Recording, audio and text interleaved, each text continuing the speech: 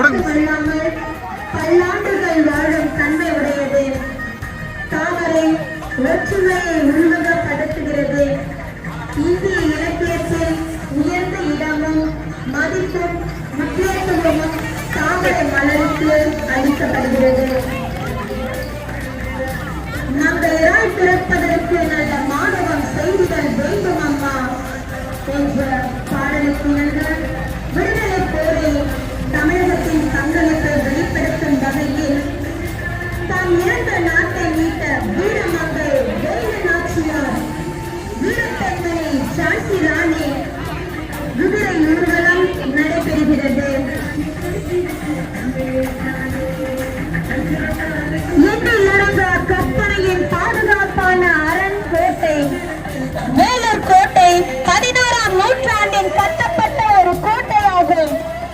இந்தியாவில் உள்ள தமிழ்நாடு மாநிலத்தில் சென்னைக்கு அருகில் உள்ள வேலூர் மாவட்டத்தில் இக்கோட்டை அமைந்துள்ளது.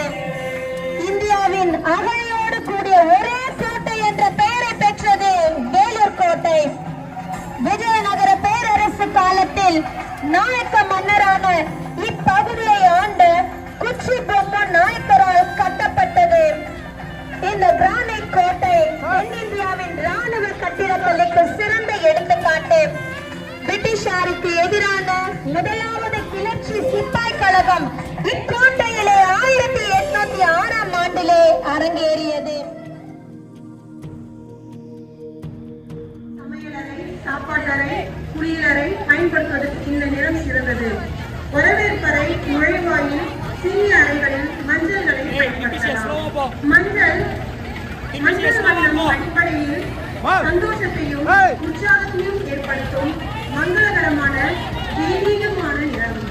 விவேகம், கூர்மையான அறிவு, சிந்திக்கும் தன்மையோடு குழப்பமில்லாத ஒரு தெளிவான சிந்தனை சக்தியை ஏற்பட்டு வந்தது. உயர்ந்த முன்னறிவை புறப்பட செய்யும் நம் அறிவாற்றலை வெளியுலகுக்கு தெரியப்படுத்தக்கூடிய சக்தி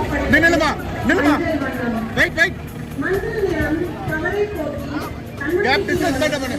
புதுகலமான உணர்ச்சிகளை பொங்கி பிரகாசம் செய்யும் திறனுடைய மஞ்சள் வண்ணம் மன திருப்தியை தரவல்ல அற்புதமான நிறம் மஞ்சள் நிறம்.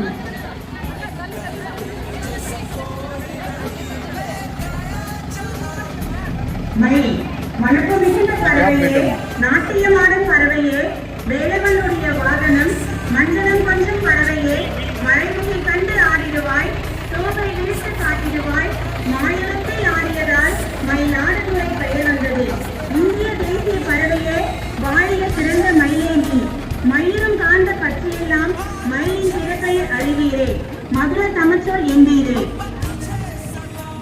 தமிழ்நாடு சின்னத்தில் இடம்பெற்றுள்ள கோபுரம் தான் விருதுநகர் மாவட்டம் ஆண்டாள் கோவில் கோபுரம். இந்தியாவில் எந்த ஒரு மாநில அரசினுடைய சின்னத்திற்கும் இல்லாத ஒரு சிறப்பு தமிழ்நாடு அரசின் சின்னத்திற்கு உள்ளது.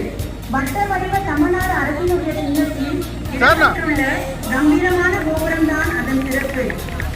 இந்த கோபுரம் தமிழ்நாடு அரசின் முன்னிலையில் இடம்பெற்றதில் பெரிய வரலாறு உள்ளது.